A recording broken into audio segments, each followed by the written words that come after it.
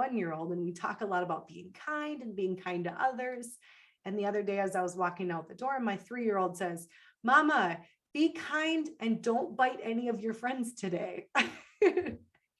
And I'm like, well, I will do my best. but it's a good thought coming from such a little place too. Is it's important to not only work with the people we surround ourselves with daily, but also other professionals as well. So you want an advisor that can reach out to an accountant, an attorney, and have that close relationship too. Some of the big things that I want to make sure we cover today is 2 questions that I've been hearing the most lately.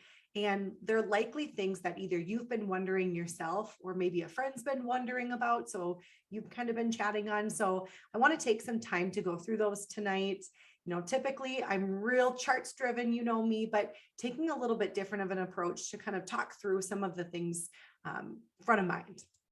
So the first is, how do I find the right fit advisor for me? And I know that's something that a lot of people wonder, and a lot of prospects have been asking me lately too, of, I'm not quite one of your clients, but, I would like to be, am I the right fit? How do I know if you're the right fit? What does that look like? So I think that's something that I want to cover tonight, as well as how will the market fluctuations affect my future? And that's something front of mind too, right? There's a lot of stuff going on in the news and a lot of things we hear, and there's so much, and it's saying, well, how do I know exactly how that affects me? How does that affect you? And looking through that a little bit more.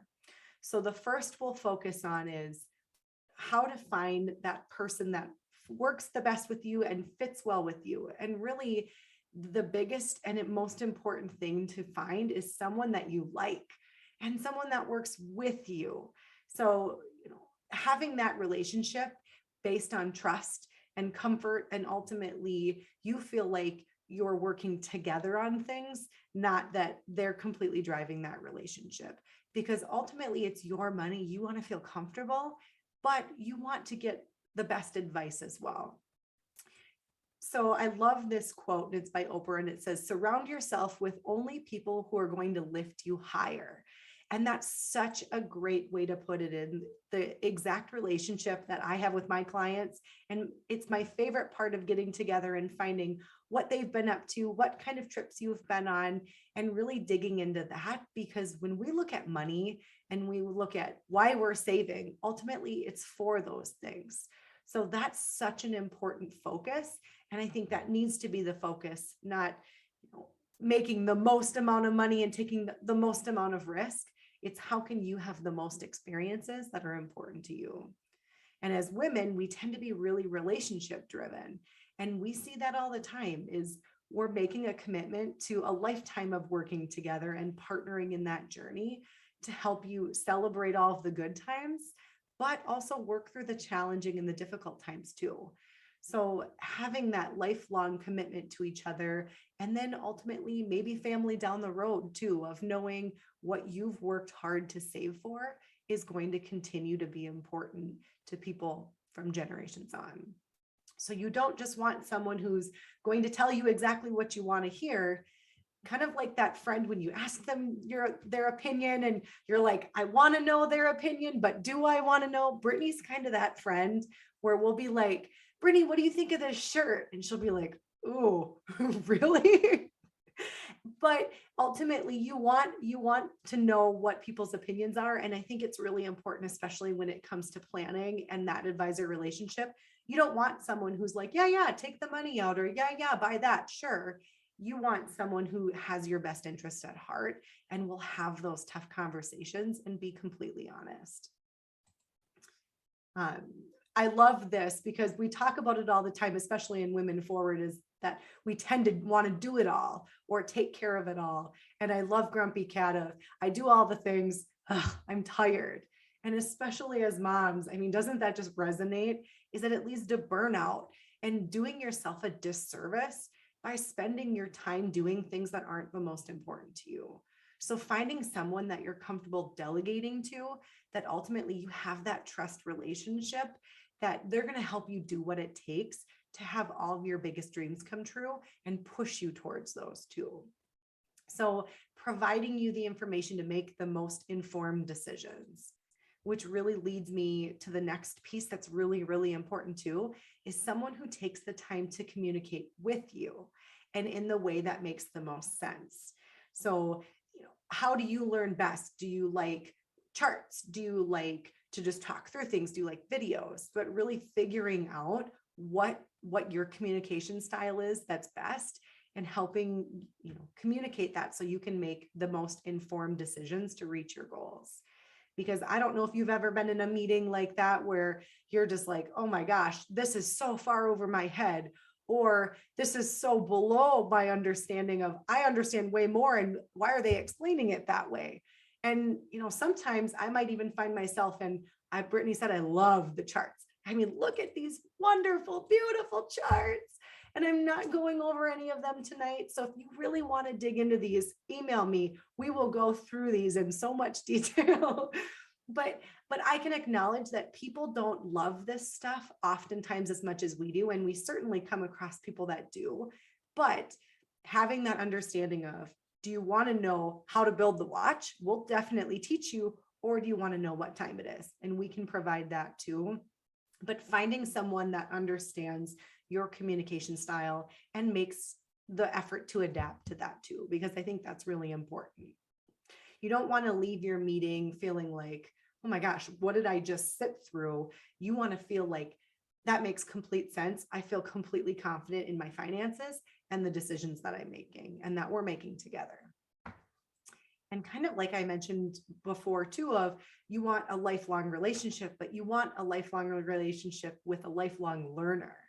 So someone with credentials is great. And, I often get, well, which credentials do I need? And, I would say, well, which credentials really resonate the most with you? What are you going through and what are you trying to accomplish? And finding someone that specializes in that. I love to specialize in retirement planning and working with women and people in transition. So that's kind of my focus. Maybe it's, you're a business owner and you want to focus on someone who knows the ins and the outs of that. So the designations are important because they can show that they're a lifelong learner, but one isn't necessarily better than the other. It's more specific to what you're looking for. So there's no, well, I've done all of these things and now I guess I'm done. I've learned it all, because as you know, things continuously change. The tax law changes, the rules of investing change. So making sure you're keeping up on those things. And that's something that's really important with an advisor that takes that approach to continuing to learn, because even, you're 87 years old, you can still be learning, and that's fabulous. And another really important piece to look for an advisor too is someone who values a holistic approach to planning. And what that means is they're focusing on more than just investments, but really the big picture. Because we insist on doing our best work for our clients. And the best way to do that is by knowing all of the things. It's really difficult if assets are kind of all in different places, or you're doing one thing at work and not seeing those statements or not quite sure what's going on there. So having all of that be part of the big planning approach insists that you are getting the best and that everything's happening accurately too. So taking that planning approach is really important. And that happens in two different ways. So one, having the team behind an advisor too is really important, so that if there's something that advisor doesn't specialize in, knowing someone can easily step in, or if there's meetings, having someone who's always at the drop of a hat able to answer the phone and answer your questions is really important. And in addition to that, an advisor that just works well with others.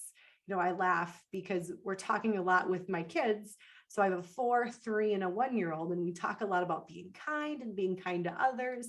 And the other day, as I was walking out the door, my 3-year-old says, "Mama, be kind and don't bite any of your friends today." And I'm like, well, I will do my best. but it's a good thought coming from such a little place too, is it's important to not only work with the people we surround ourselves with daily, but also other professionals as well. So you want an advisor that can reach out to an accountant, an attorney, and have that close relationship too, to make sure that everything's being met for you and that they're collaborating. and you have that whole team of professionals working behind the scenes for you. So you don't have to be thinking, well, did this and this and this get done? It's all seamlessly happening for you. So that's really important as well. So all of those kind of tie together and helping you figure out who exactly should I be working with.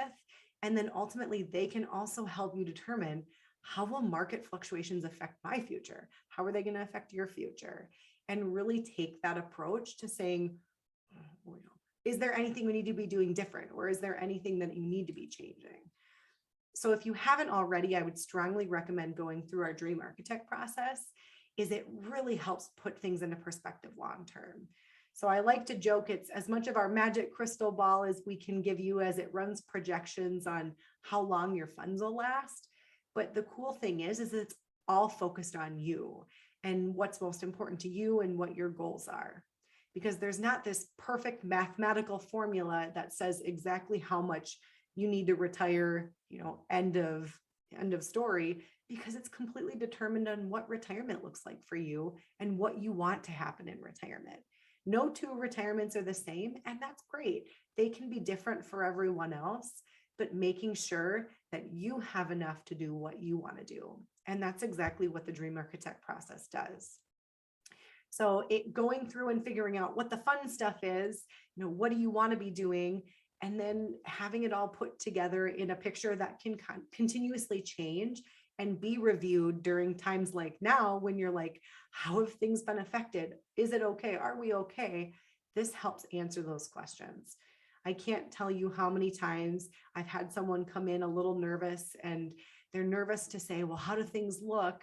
But then going through this shows that we've considered market volatility. These things happen. They're going to continue to happen. I wish I could say this was the end and we'll never see market volatility again, but it will. It's normal and it's part of it, unfortunately.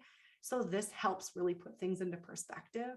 So I think this can provide so much clarity to everyone, regardless of what stage they're in. And, really looking at an advisor, they're one of the most important things in your toolkit. Is no one knows exactly what the market's going to do, but they can help make sure you're allocated properly and help you stay the course to reach your goals. So making sure you have that relationship is so very important, especially during times like right now. And Brian shared a really cool quote with me the other day. It was talking about markets and some of those different things. And it says, there's often pain in the markets, and it's either the pain of patience or the pain of regret. And really, when you think about it, the pain of regret, which would be making an emotional decision to say, I just can't lose anymore, I need to sell out. Often that pain is much worse and lasts a lot longer than the pain of waiting out the volatility. So keeping your goals in mind helps you stay a little bit more disciplined.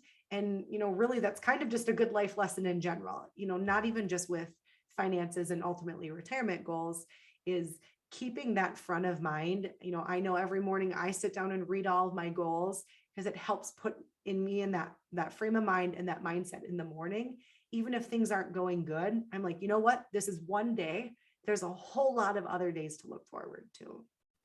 And I think that's just as important with some of those things you want to do long-term during times of volatility. And, thinking about it kind of like your house. So let's say your house is worth $200,000 and someone called and was like, I'll give you $100,000 for your house. You'd be like, no way, you're crazy. I'm living in this house. I need this house. I don't want to sell my house. And that's exactly what the markets are doing right now. The markets are giving you an offer for a price. It's not a good price, but the good news is you don't have to take it. So doing cash flow planning and some of that long-term planning is important, because it's giving you the ability to say, not right now. Nope, I'm going to wait for a better price later on. And, the easiest way to kind of think about that is think of it in terms of buckets. So having different buckets of money, each reacts a little bit differently for the market, to the market volatility compared to when you would need it. And, thinking about, well, what am I going to need in the next couple of years? And in your meetings, that's questions we ask all the time, is trying to get an idea of how to structure those buckets. looking at, I know I said no charts, but I snuck one chart in here. So not going down a rabbit hole. So you people who don't love the charts, that's okay. It's just one. But each of these colors is a different asset class, and they're sorted in columns year by year. So the highest earners for that year are on top and the lowest are on the bottom. So super quick high level glance at this chart is that you can see year after year, it's not the same area that's the top earner that year. So there's not one asset class you should always be in. And that's why we structure portfolios the way we do, of saying, well, here's the soon money and here's the later money. The later money can be allocated more to grow and move with the markets because you don't need it right now. You can say, no, not right now. Because what we want to do is be focusing on what you want your money to do for you, making those decisions. And this is oftentimes too where we find women maybe make those decisions a little bit differently than men, of being more focused on experiences and not as much focused on, I need X amount of money by X year to do my, whatever it is, or whatever spreadsheet says it needs to be, is focusing more on experiences, especially with family or friends, and doing some of those things like traveling, or maybe some home renovations that you've been dreaming of, and it's finally time to do those. Or maybe it's something a little bit more education focused. So setting those kids and grandkids up to have a really bright future, or even something near and dear to your heart, like giving to charity. And in that case, we'll help create a strategy to give the most tax efficiently, so you're really able to maximize your impact, is because that's something that we often see women do a little bit differently too, is a mix of wanting their wealth to grow so that you can give financially, but also giving time. And that's a really valuable asset as well. So these things are so important. And this is what's important to be focusing on right now.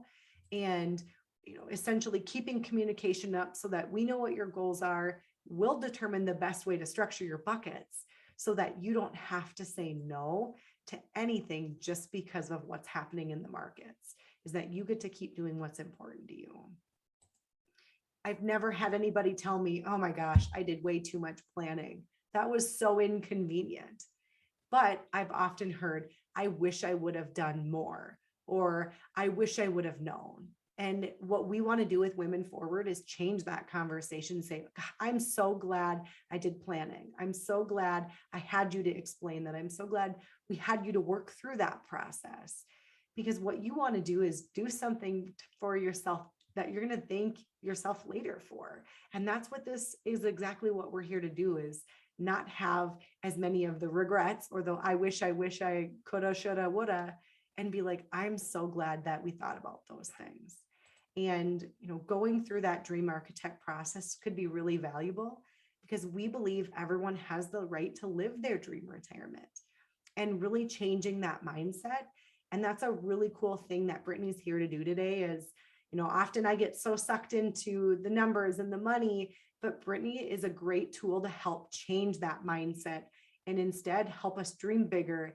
And there's so much negativity everywhere we look, social media, TV. I mean, even going to the grocery store can be negative. So some of our safe spaces have gotten a little bit negative with some of the things that have been going on.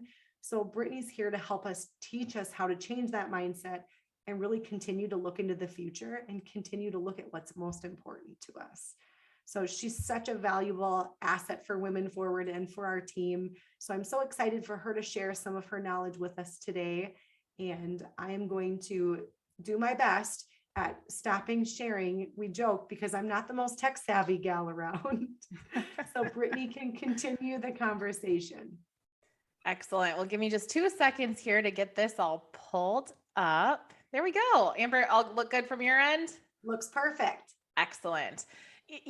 There's so many things to think about too with what Amber was just sharing, and how you're thinking about how you make decisions for your future. And what we're going to get into here is really talking about how that vision exercise and how being intentional is so incremental to your success.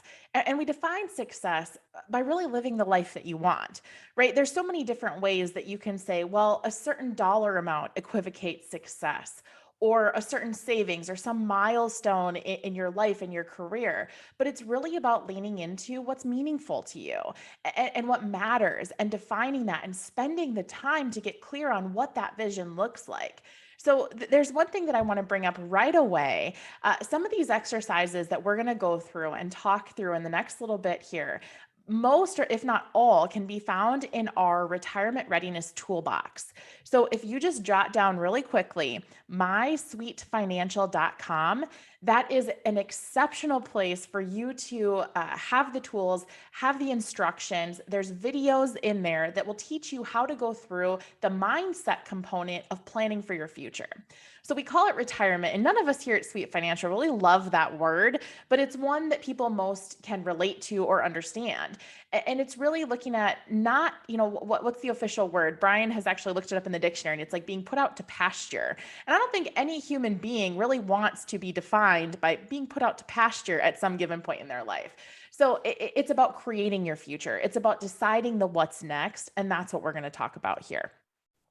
So when you think about your future, whether you're in retirement, you're nearing it, or you're just one of those people that is wired like I am and thinks about the future all the time, you really want to think about what has gotten you to this point, and to really stop doing yourself this massive disservice by not pursuing possibility for your future. So think about it like this. You have worked for, let's just say you're at retirement age. You've worked for 30, 40 years, and you're going into this next chapter of your life. You're going into this next phase of your life, and you enter it with the mindset that says, well, we'll see what happens. That might be okay. And you might just be in that state of burnout that Amber talked about, where you're like, I'm having a hard time making decisions for myself. But that's not being intentional. And that's not grasping for the life that you truly want and that will leave you feeling fulfilled. There's a quote by an American businessman. His name's Keith Cunningham. And he has this powerhouse quote that like rings in my head every day. And it says something along the lines of, hell on earth would be meeting the man or woman who you were meant to be. And if you think about that, and you think about intentionality and that word and what that means to you and what it means for your future, that's what all of this is about. So that's why you delegate things like watching all of those crazy charts and spreadsheets that Amber loves so much. You delegate that to the people that love it, that eat, sleep, and breathe that whole process, so you can focus on the things that matter most to you. Right? So when you're spending time, watching the news, checking the markets, doing all of those things, you're simply doing yourself a disservice, and you're taking away from precious time that you could be spending doing things that fill your cup. So really keep that in mind as we go through the rest of this. There's this quote by Marianne Radmaker: every possibility begins with the courage to imagine. So again, as you're thinking through what we're about to go through, open up your imagination. Think back to when you were a kid and when your mom's walking out the door and you think legitimately she's going to go bite people because that's what you do, right? So that Amber gave that example. I think that's so cute and so adorable, but really it's letting our minds expand. It's letting us lean into the future. It's letting us look at what's possible versus what is being put in front of us in the negative connotation in the news and all the other sources out there. So 3 key things that we're going to touch on tonight through the rest of this presentation. It's what are you giving your attention to? Who are you giving your attention to? And how are you determining what you value? Again, you think about the concept of women in wealth, women in investing. Amber touched on this, but we tend to make decisions more based on emotion versus, the real tactical things. So again, it's not saying that, women are all emotional. That's not what this is stating. What this is saying is that we often have to have some sense of fulfillment or some sense of underlying value fulfillment when we make decisions and we think about our future. So the first one of those 3 is, what are you giving your attention to? So this quote, and if you can't tell, we're all about the quotes around here, but I think these things ring true. I think they're relatable, and I think people can often find inspiration in powerful words. So you are responsible for what you give your attention to. So let's just lay that out there. It's not the news's fault. It's not your social media feed's fault. it's on you, right? And there's so much power on being able to say and step into the fact that I own my attention. I own my own decisions, which means that you can also control some aspect of your decision making in your future. So if you think about this, this is really freeing. It's not a negative thing. This is really freeing when you think that you're responsible solely for what you're giving your attention to. So when you think about your future, you think about your time and your energy, what is actually causing you stress or frustration when you are planning your ideal future? So, a better way to think about this is, let's just say you kick off your shoes at night, you got home from a long day, and you flip on the news. How does the news currently make you feel?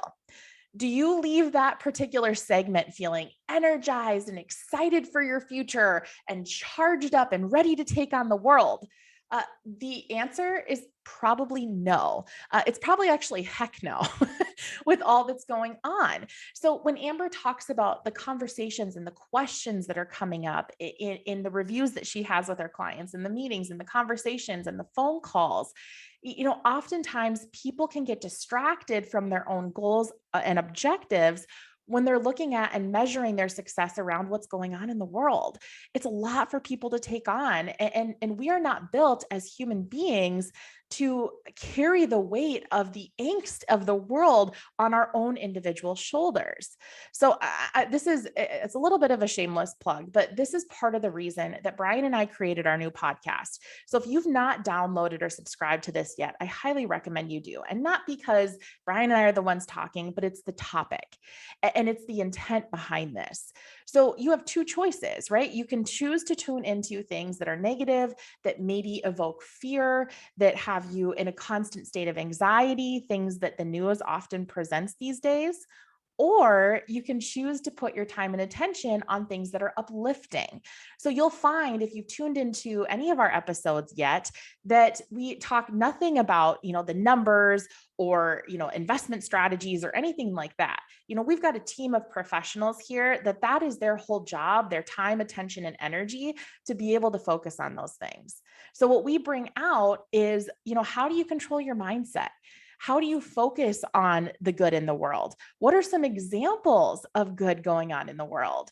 So instead of being a news station that brings every ounce of negativity to get reviews and ratings, we're bringing positive energy. So again, this is one of those things. We've had a ton of you have said so many wonderful things to us about what you've heard and about what you're listening to. But our whole mission at Sweet Financial, whether it's Brian and I on a podcast, whether it's you sitting down with Amber in a review, whether it's sitting down with any of our team members, any of the advisors that you might meet with, our whole objective is for you to focus on the good, for you to focus on what's positive, and for you to leave here feeling even better than when you came in, because you can rest assured that you're able to delegate to professionals, that you're able to focus your attention where you want it to be, and that you focus on the things you can control. We cannot control anything that is going on in the world. We can't control the things that are being portrayed in the media. We can control where we put our time and attention. So a question I want you to answer for yourself is, what are things right now in my life that I can change? Okay. So take a minute as I'm talking through this, just jot down a couple notes on the things that you physically can change. And I give some examples here. Maybe it's your habits. Maybe first thing in the morning when you wake up, you grab your phone and you're looking at your news feed. Whatever source you get your news, you're looking at that. That immediately can cause stress and anxiety, which causes your cortisol levels to go up and all of those wonderful things that stress induces. That is not a great state to begin your day. So on the other hand, if you say, you know what, I can control how I pursue my mornings, how I start my day. So maybe instead of doing that news feed thing, you grab a piece of paper and you start journaling. Or maybe you get up and you do a light workout, a yoga sequence, meditation, some stretching, things like that get your energy and your body moving and things feeling good. So again, that's something you can control. So you can control how you start your day. Maybe it's, where you're putting your time and attention. Maybe you find yourself often distracted. As a busy working mom, Amber and I can both say that it's really easy to go home and have the thoughts of your day carry forward. And then all of a sudden your kid has said, mom, 5 times and you're like, oh, wait, what? Okay, I'm here now. That's not a good feeling as a parent. That's not a good feeling as a human being, moms, dads alike. So it's choosing how we spend our time and how we spend our attention. It's choosing who you spend your time with, which we'll talk about in a moment. So again, when I think about the things that I can control, that I can absolutely change, that's my attitude and my energy. Everything else is outside of my control. Amber and I both talk about this a lot. When you have little kids, it can be really, really hard to have this like perfection of a morning. So you may have every great intention when you're like, I'm going to wake up, I'm going to eat healthy, I'm going to get my workout in, my kids are going to be jovial to start their day. And then they wake up and they're little monsters and you can't control that. You can't control necessarily if you have a negative interaction during your workday. You can't control if something happened to your loved one and it's bad and it's negative and it's heavy, but what you can control is how you show up in life, how your attitude is reflected, what type of energy are you bringing into the spaces that you're in. Those are controllables. So again, when you're thinking about being this woman who is making decisions for your life, you are, working with a wealth advisor. You want to make sure that your money's in line. You want to make sure that you're pursuing the things that Amber showed on that screen. That airplane looks pretty beautiful right now, right? Going to some beach or spending time with family, whatever that looks like. That's where you want your attention. That's where you want your energy and the pursuit of what is great and what's possible for your future. So on the flip side of that, write down the things that you cannot control. You can't control the state of the economy. You can't control things that are going on in the world, both in the United States and outside of it. Those are all things that can be really heavy and really weighing on a person, but it's really important to actually physically write down, like going through the process, going through the work of writing down the things that are outside of your control, because essentially what that's telling you is you should not be spending your time and energy on it. We are focused on the things that we can control. So just like when you're meeting with your advisor and you might be a little stressed out or uncertain, that's why those tools that Amber showed are so important, because we can show you, the advisors can show you hypothetical examples of things that are outside of your control. That's up to us to watch that. That's up to us to help implement that into your plan so you can see kind of all ends of the spectrum. If you spend your time and attention dwelling in that, that's not a healthy space to be in. So again, relying on the relationships you have in your life, the people you have in your life that you would trust and delegate to so that you don't have to put your energy and attention there. So along the lines of the who are you giving your attention to? This is something that is really big. And again, if you listen to our podcast, if you've tuned into any, you'll notice a common theme there that we talk quite a bit about who you're surrounding yourself with. There's the adage that you're the product of the 5 people you spend the most time with. Now, if you do a gut check on your life, that may be a little alarming in some capacities where you're going, whoa, if I'm the product of the 5 people I spend the most time with, there's a couple people I don't necessarily want to, have somebody be like, oh, you remind me of Sharon over here. And you're like, yikes, Sharon's really negative. I don't think I want to be that. So it's thinking about the people. And again, it doesn't make them bad individuals. It just means that it's probably not somebody you want to spend a ton of time with. So of course, to depict this, I had to choose the absolute cheesiest a picture that I could find of women just laughing and having a great time together.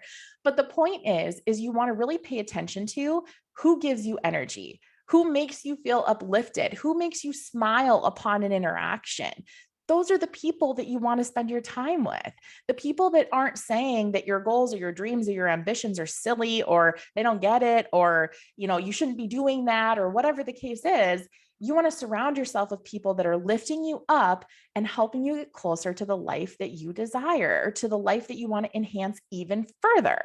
So that's why, when people meet with Amber and when I talked about her and introduced her, that's truly what happens. Like, people will tell Amber everything about their lives because she's created that boundary of trust, because she's opened up the lines of communication, and because she truly cares. And she's excited when people hit their goals, when they hit their dreams. Like, those are the things and the people that you want in your life. So a quick exercise you can do on this is make a really quick list of 5 people in your life that you most admire. People who you're like, wow, like, I don't know how, I don't know how they do what they do, but I so look up to them. And I just completely honor where they're at and what they've accomplished or what they've gone through or where they're at in their life or their attitude or whatever that looks like. So make that list, like write that down as a task right now to say, I'm going to make a list of the 5 people that I admire most. And then next to those names, you're going to write down what you admire most about them. This is the step that is so incredibly important because a couple things come out. You might write down things like, they're so strong or they're brutally honest or, they're so giving by nature or they have this charisma about them or they have such great energy or their drive or they're always happy. Like nothing seems to faze them. So those are things that you start recognizing in others. And there's 2 things that often come out of this. These are often characteristics that we either love about ourselves, but it's a heck of a lot easier to tout it in somebody else than it is to be like, you know what I love about me? I love my energy, right? It feels awkward and it feels boastful and it feels like you're bragging or whatever. But again, as women, when we're stepping into this, we have to recognize that oftentimes what we admire in others are things that we actually admire within ourselves. And we see that reflection in another being. The other component of this is those characteristics can also be things that we want to work on enhancing for ourselves. So, if you admire somebody because like Amber, high attention to detail, I absolutely love that. That's a really positive characteristic. That might be something that I'm like, I really want to work on that for myself. And I want to become even more, higher attention to detail or whatever that looks like. So again, it's recognizing strengths in others that you want to latch onto. And if you think about it, again, you're the product of the 5 people you spend the most time with.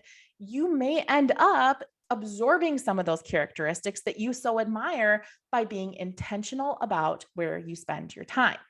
So again, if you go back to the concept of, choosing the right wealth advisor for you or making sure you have that supportive advisor type relationship, you want to make sure that you're looking at the traits within them saying, wow, they also make great decisions for their future and they're pursuing their dreams and they're living and practicing what they preach. I'm going to use Amber just because she's here right now. And I know I've used her in a couple things, but something she did this year that is so awesome. And we're so proud of her and so excited is she took a trip and stayed in an overwater bungalow. Like this is something that has been on her dream board for forever. So her and her husband were like, hey, we hit our 10-year anniversary and we're going to do this. And we have 3 little kids and it's going to be a juggle and we're going to have to figure it out. But this is meaningful and it's something that I want. And it's something that we've been wanting to do for so long. And yeah, the bungalow part of it was awesome, but it's that quality time together too. So it's experiences together. And these are the things that we encourage in our clients and the people that we interact with is, hey, you know what? No dream is too big and no possibility is too far out of reach. So pursue what the heck you want. Delegate some of this stuff to us, delegate the worry to us so that you're freed up to do the things that you want to do. So it's so fun seeing those success stories and seeing people actually live that and lean into that fully, pursuing their dreams and chasing their future and making something really big and powerful. So the final question is, how are you determining what you value? So this brings everything full circle. All the things that Amber talked about with, ensuring that you are making the right decisions and you're focusing on the right things and you're delegating those charts and all that stuff that Amber loves that I do not. Amber wants to get in a conversation with me about charts. I'm like, yeah, I've got about 30 seconds and I need to go somewhere because it's not my thing, but it's hers and she's wonderful at what she does. So this is the thing that you want to think about here too, is as you make decisions, be it, for how you invest, for your plan, you're sitting down with your advisor and you're creating this wealth plan. And Amber showed that cool diagram I just mentioned a minute ago that shows different scenarios and chances for success in your future, outlining the things that you want to do. How probable is it that that can actually happen? Those are all often values-based when it comes to women making decisions for their future. So again, we're looking at a less objective approach of, I want to meet some benchmark in the markets. No, it's more focused on, these are the things that are meaningful to me. These are the things that will make me feel like my money is or has a purpose, that I'm making decisions with purpose, with intention, and that I'm honoring what truly matters to me.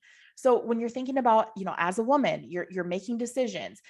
There's never been a time in history, there's statistics that have shown that women are making more decisions around their wealth and are in control of more wealth than has ever happened in our history of ever, right? So when you think about that and how empowering that is, it's important to understand how you can make decisions for your future and how you can do it in that purely intentional way. So Amber touched on, charitable giving and making sure that you have these strategies. But here's the thing. As women, we often can, or we tend to feel, I should say, we tend to feel like we want to contribute to a cause, something that's bigger than us, something that's bigger than just, yeah, I know I need to make some form of donation because it's going to be a tax efficiency. Not saying that there aren't women out there that make decisions based on that, because we're all different and we all think differently at times. But this is something that we have witnessed time and time again when it comes to some of the strategy that our advisors help our clients with. So, when you think about how you make decisions, why wouldn't your decisions for your future be around something that's inspiring? Why wouldn't it be around making a difference, helping others, helping yourself? With women in particular, decisions around their wealth and money is often based on value alignment and not so much chasing that benchmark, like I mentioned. So the only question that you really need to ask yourself when you're making these big decisions for your future is, what's meaningful to me? Right? So what's meaningful to you? And what are the things that you feel, if you were looking back on your life and you had only days left to take your final breaths, you're looking back saying, what mattered and what was meaningful? And what makes me feel like I put that hard-earned money that I spent years of my life accumulating and saving and then putting to work for me? What makes me feel good?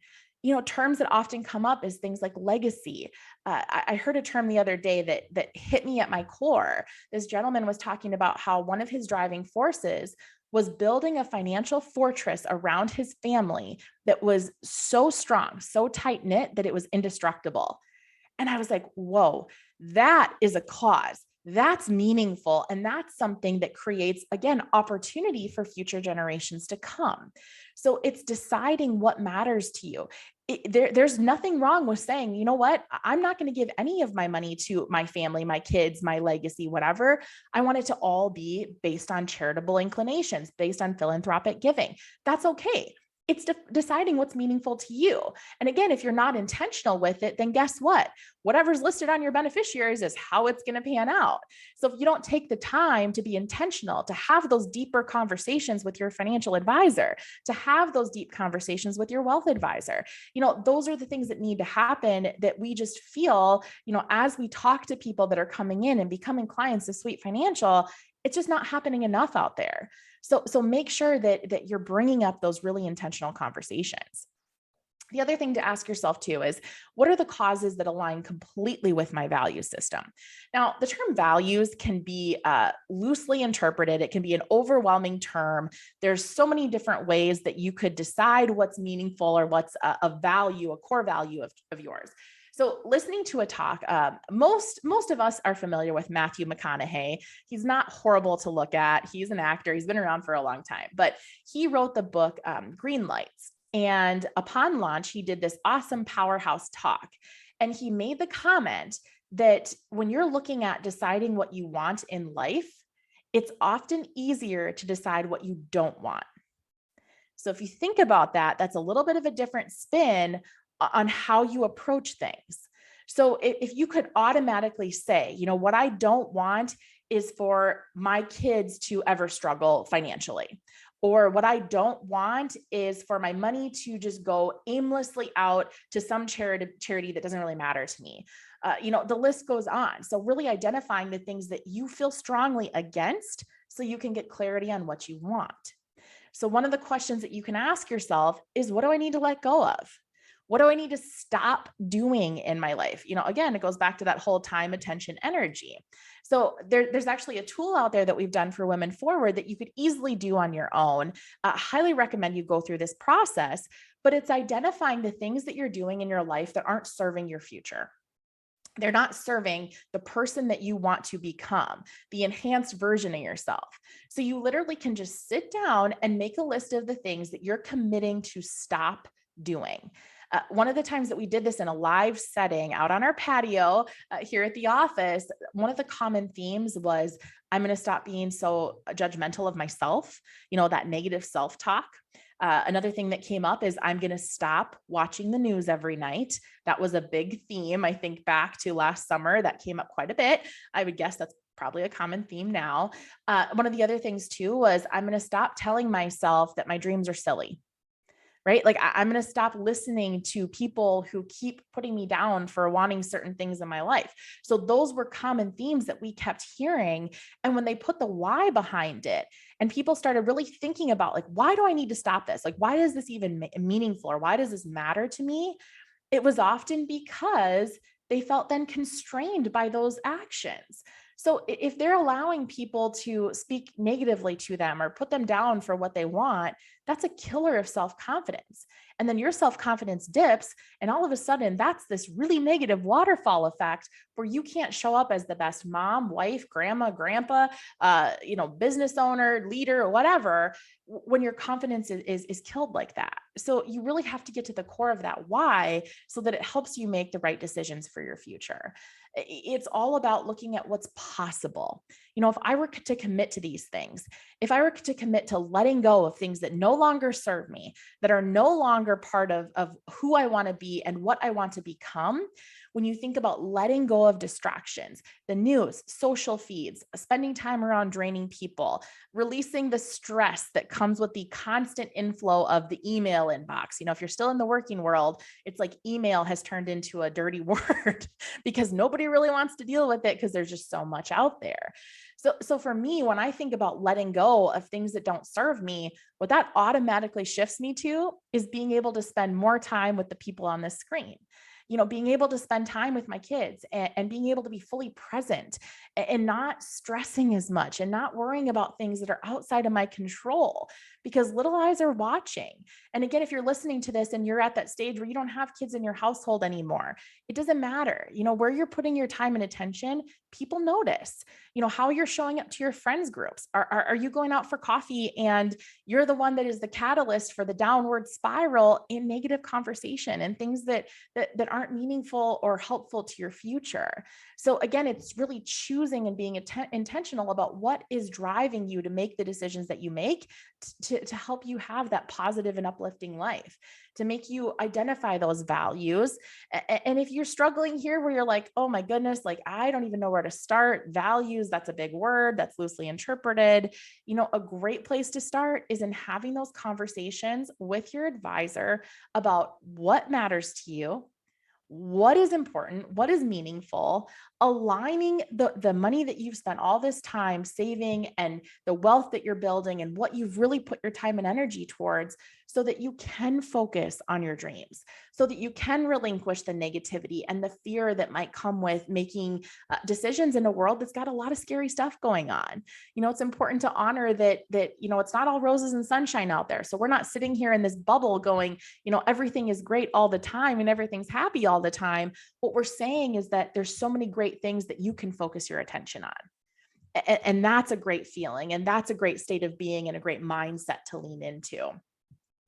So there is a quote here that I thought would be a great place to land on. And it's that the future is full of possibility, whether you make one tiny change or a whole invigorating, thrilling, inspiring bunch of them. So taking into consideration the things that Amber shared tonight, taking into consideration, where we talked about spending your time and attention, if you even make one tiny minutia's worth of change for the positive in your life, whether that be turning off the news, it be shutting off your social feed, it be having that, conversation with your advisor to say, okay, I'm ready to start talking about the bigger picture here, not just the day-to-day, not just the performance, really focusing on your dreams. those little tiny moments of impact are absolutely set to help serve you. So all of that being said, if you know anybody who is not here tonight that should have been, that you want to share this type of information with, our membership is currently completely free. So you can have them go to women-forward.com and sign up to become a member. If you're listening to this, you were invited by a guest, please feel free to sign up. That way you'll get all of our invites to future events like this. If you're local to the area, you'll get invites to the live and in-person events, which are always such a great time and a great sense of community that we've got going on with the women in our group. Follow us on social. I have to put that plug in. That's another great way to just stay on top of what's going on with Women Forward and how they can be helpful, or how we can be helpful to you with where you're at in your current situation. So all of that being said, that brings us to the end of tonight's presentation. If you have any questions at all, feel free to reach out to any of the advisors here at Sweet Financial, whoever you tend to meet with. If you don't meet with anybody, if you're not a current client, Amber is always willing to answer questions in a completely non-biased approach. Have her take a peek at what you've got going on. Have her take a peek at your current wealth plan. She is so insightful. She is so high attention to detail. Like we said, she loves those charts, and she'd be a great person to be able to facilitate that conversation.